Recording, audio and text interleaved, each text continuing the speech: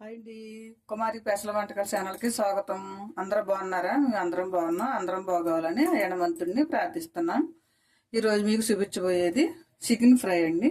మనకి కేజీన్నర చికెన్కి మనకి ఏమేమి పడతాయో, ఎలా తయారు చేయాలో అన్నీ మీకు చూపిస్తాను. చూడండి, మనం చికెన్ ఫ్రైని కూడా చాలా రకాలుగా చేస్తారు. నేను చేసే విధానం కూడా చూడండి, మీకు నచ్చిద్దేమో అనుకుంటున్నాను. ఇదిగోనండి, కేజీన్నర చికెన్ మనం స్కిన్లెస్ చేపించేసుకుని తెచ్చుకున్నాం అనమాట. మనం దీనికి కావాల్సిన పదార్థాలు ఏమేమి కావాలో మీకు చూపిస్తాను. చూడండి, ఇదిగో అల్లం వెల్లుల్లి పేస్టు ఒక 3 స్పూన్లు, ఒక నిమ్మకాయ చిన్నది, అలాగే కొద్దిగా మనకి కరివేపాకు, 2 ఎండుమిరపకాయలు, 3 ఉల్లిపాయలు నేను ముక్కలు కట్ చేసి పెట్టుకున్నాను. ఒక 1/2 డజన్ పచ్చిమిరపకాయలు ముక్కలు కట్ చేసి పెట్టుకున్నాను.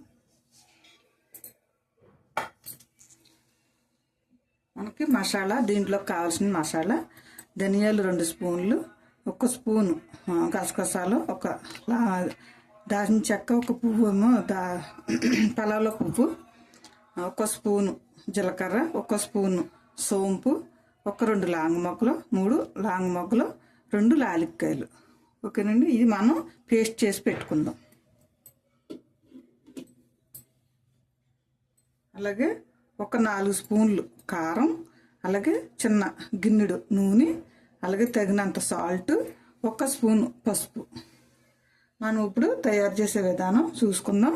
అలాగే మనకి దీంట్లోకి ముందు ఏమేమి కలుపుకోవాలో చూపిస్తాను. చూడండి, ముందు మనం ఒక 1/2 స్పూను పసుపు,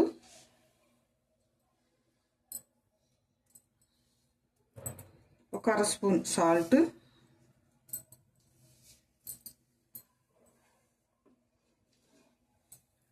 అలాగే అల్లం వెల్లుల్లి పేస్ట్. ఇది మనం కలిపేసి పక్కన పెట్టేసి ఉంచేసుకుని అప్పుడు మనం పెట్టుకుంటే చక్కగా ఇట్లా పట్టి ఉంటుంది అనమాట. 2 నిమ్మ చెక్కలు కూడా మనం దీనికి పట్టించేద్దాం.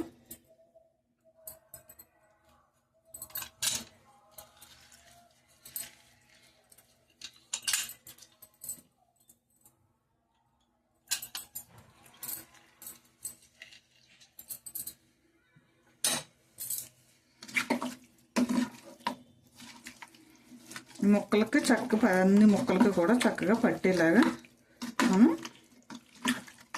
కలిపేసి పెట్టేసి ఉంచేసుకుంటే మనం ఇలాగ ఒక 10 నిమిషాలు అలా మనం ఇవన్నీ కోగులు అన్నీ పెట్టుకుని అన్నీ చదువుకొని ఇవన్నీ వేపుకుండి లోపల చక్కగా పడుతుంది అన్నమాట.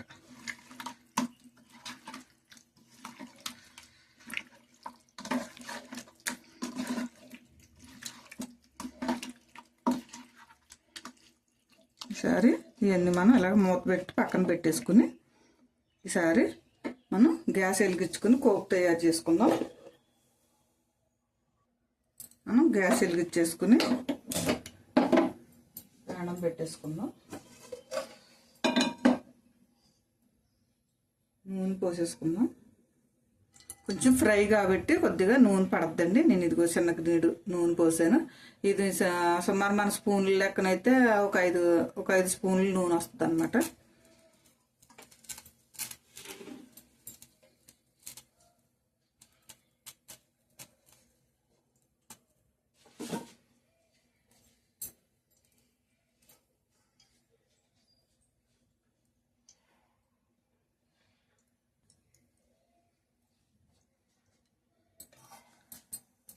మనం ఎండుమిరపకాయలు, కరివేపాకు కూడా వేసేసుకుందాం.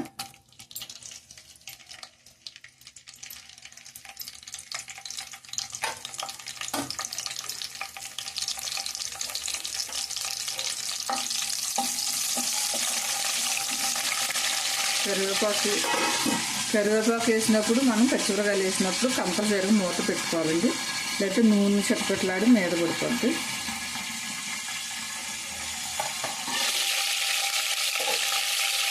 ఇప్పుడు పచ్చిమిరపకాయలు కూడా వేసేస్తాం.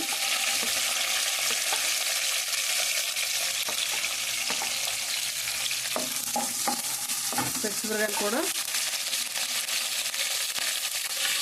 చూసారా, గింజలు అలా చిట్టపట్లాడిపోయి మొగం మీదకి వచ్చేస్తున్నాయి. మనం ఇప్పుడు కూడా వాటిని మూత పెట్టుకుని చక్కగా యాగనివ్వాలి.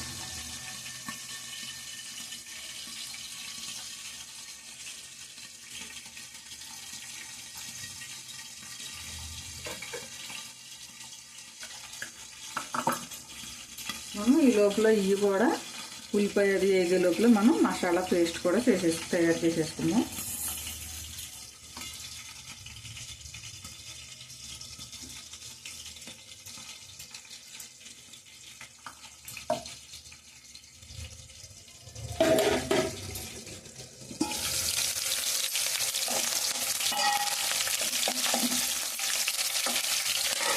పచ్చిమిరపకాయ కూడా ఉల్లిపాయ మనం ఎలాగే వేగాలనుకుంటున్నామో అలాగే పచ్చిమిరపకాయ కూడా అంత బాగా వేగితేనే మనకి కూర కూడా మంచి టేస్ట్ వస్తుంది అనమాట. మనకి అందులో ఉన్న అది టేస్ట్ కూడా దిగుతుంది అనమాట. మేము అది చూసారా చక్కగా ఉల్లి వేగినవి. మనం ఈసారి ఉల్లిపాయ కూడా చేద్దాం. పచ్చిమిరపకాయ వేగితే కూడా స్మెల్ వస్తుందండి, మనకి బాగుంటుంది.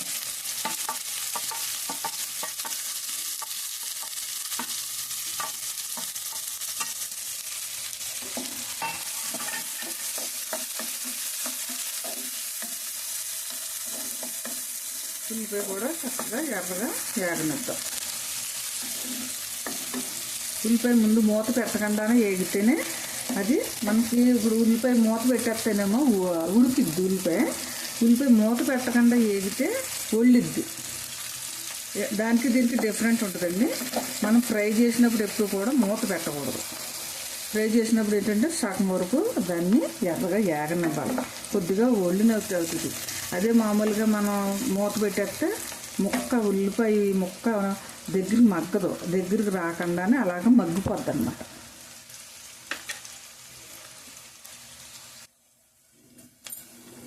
చూసారా ఉల్లిపాయ మనకి ఒళ్ళి వేగింది.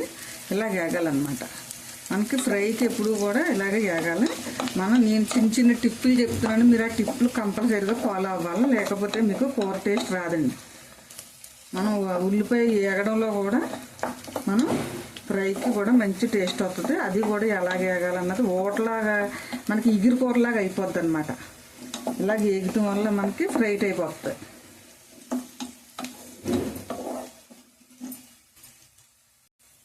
ఇదిగో నేను మసాలా పేస్ట్ చేసి తెచ్చేసుకున్నాను. ఉల్లిపాయ చూసారా మనకి ఎర్రగా వేగిపోయింది.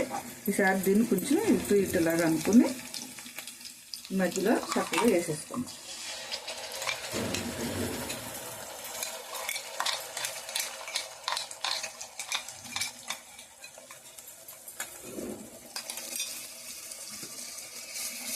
మనం వేగనివ్వాలన్నమాట.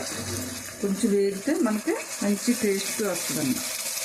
మనకి అంటుకుపోకుండా ఉంటుంది. కొద్దిగా పలుసుగా చేసుకుని మరీ పలుసుగా కాకుండా మరీ గట్టిగా కాకుండా మరీ వేసుకుంటే కొంచెం వేగితానికి మనకి టైం ఇస్తాం కాబట్టి వేగిద్ది. మంచి వాసన వస్తుంది అన్నమాట. పచ్చి వాసన అంతా పోయి మంచి కమ్మటి వాసన వస్తుంది.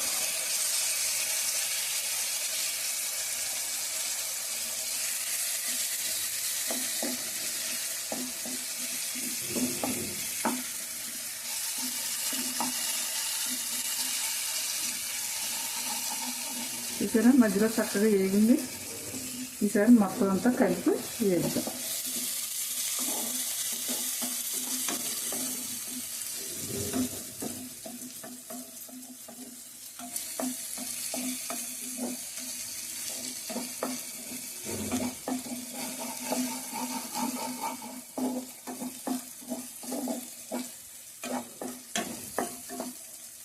మసాలా వేగింది కదా, ఈసారి మనం కారం కూడా వేసేసుకుందాం.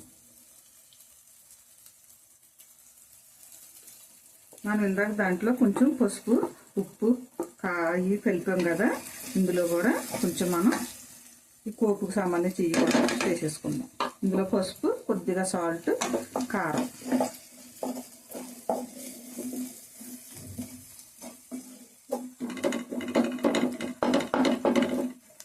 కారంలో మేము ఎల్లుల్లిపాయలు చక్కగా మెత్తగా కొట్టి వేసుకుందాం అన్నమాట. మంచి స్మెల్ వస్తుంది. కారం కూడా మనం మిల్లాడిచి తెచ్చేసుకున్నాక ఎల్లుల్లిపాయలు చక్కగా ఎండబెట్టేసుకుని కచ్చా కొట్టేసుకుని ఇప్పుడు కారంలో కలుపుకుని వండుకుంటే బాగుంటుంది. కారం కూడా మంచి స్మెల్ వస్తుంది. మనకి కారం కూడా వేగింది. ఒక్క నిమిషం మూత పెడదాం.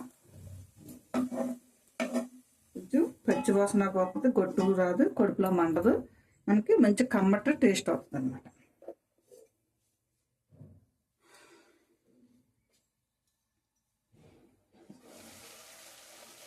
ఇదిగో మనం చికెన్కి మనం పసుపు అలాగే అల్లం వెల్లుల్లి పేస్ట్ సాల్ట్ కలిపి పెట్టుకున్నాం కదా, ఇది ఇప్పుడు మనం ఇందులో వేసేసుకుందాం. కొద్దిగా వేసుకుని కలుపుతాం.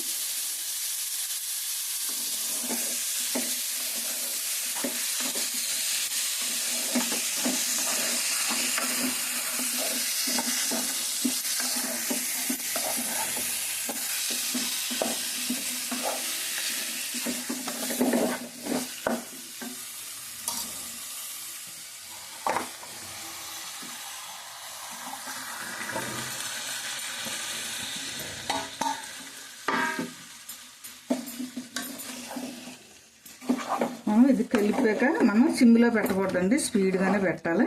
లేదంటే మనకి ఇగురు కూరలాగా ఓటలాగా వచ్చేస్తుంది అనమాట.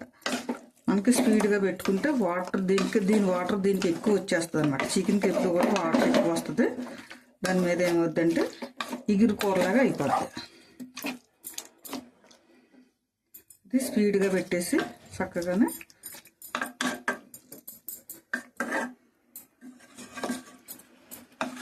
ఒక 2 నిమిషాలు అలా స్పీడ్గా పెట్టేసి అలా వదిలేస్తే మనకి ఇందులో ఉన్న వాటర్ అంతా వచ్చేస్తుంది అన్నమాట. ఇలా కొద్దిగా సగం ఫుల్గా మట్టుకు మూత వేయద్దు, సగమే మూత వేయాలి. ఆవిరి బయటకు పోవాలి. ఆవిరి ఉండిపోతే మళ్ళీ మూతకు పెట్టిన నీరు అంతా దీంట్లో దిగిపోద్ది.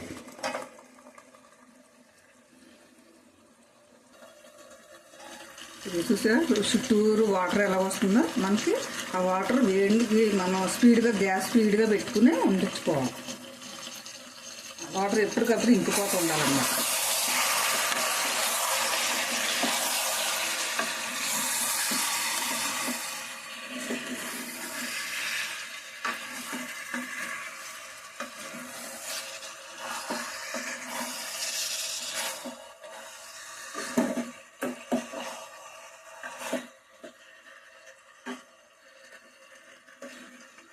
అలా కలుపుకుంటూ ఉండాలి. అయితే అడుగుడుతుంది, పైన ఏమో అలా ఉండిపోతుంది అన్నమాట. ముక్క చక్కగా మగ్గాలన్నా కిందకి పైకి ఇది చేస్తూ ఉంటే ఉప్పు కారం పులుపులు అన్నీ చక్కగా పడతాయి.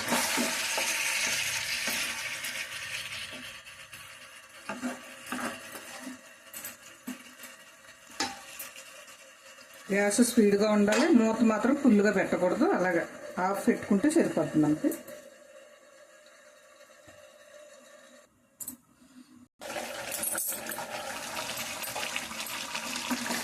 అలాగా కలుపుకుంటూ ఉండాలి.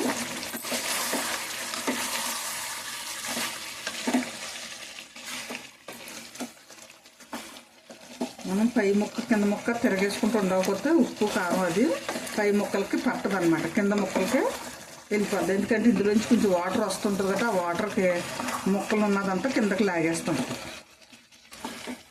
మనం ముక్కలు ఇది అంతా డ్రై అయ్యే వరకు కూడా కొంచెం తిప్పుకుంటూ ఉండాలి.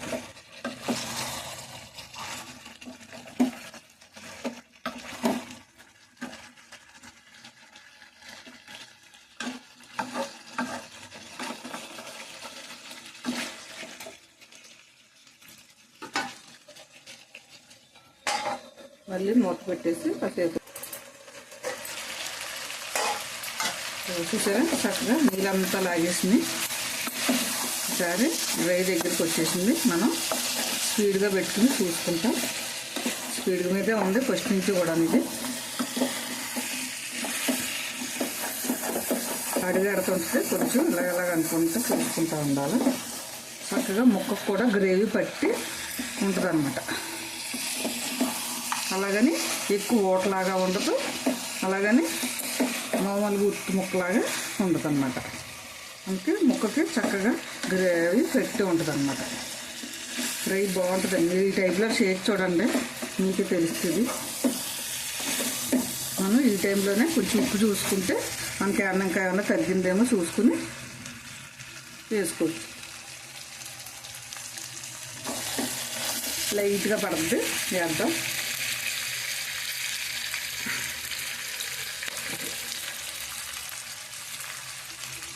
ఇదిగో నేను జల్లుకోవాలండి. మనం పోగు వేసేస్తే మళ్ళీ కలవదు, ఎందుకంటే ఫ్రై కదా. మనం ఇలా చేతిలో తీసుకుని వేసుకోవాలి. స్పూన్ తోటి వేస్తే ముద్దలా పడుతుంది.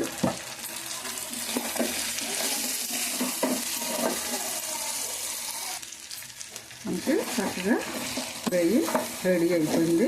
చూసారా మనకు అడిగెట్టేస్తుంది. ఇంకా మనం ఒక్క నిమిషం స్లోగా పెట్టి ఒక్క నిమిషం మూత పెట్టి ఒక్క నిమిషం ఉంచుదాం. కొద్దిగా కొత్తిమీర కూడా తెచ్చుకుని జల్లేస్తాం. మనకి ఇది చూసారా ఫ్రై రెడీ అయిపోయింది. చక్కగా కొద్దిగా కొత్తిమీర కూడా మనం జల్లేసుకుందాం. మనం గ్యాస్ కట్టేసుకుంటున్నాం. మనకి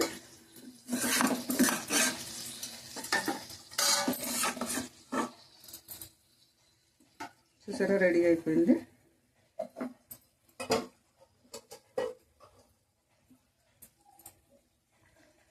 చికెన్ ఫ్రై అండి. తయారు చేసే విధానం, కావాల్సిన పదార్థాలు అన్నీ చూపించాను మీకు నచ్చిందని అనుకుంటున్నాను. మీకు నచ్చితే కనుక మీ బంధువులకి, మీ స్నేహితులకి అందరికీ షేర్ చేయండి.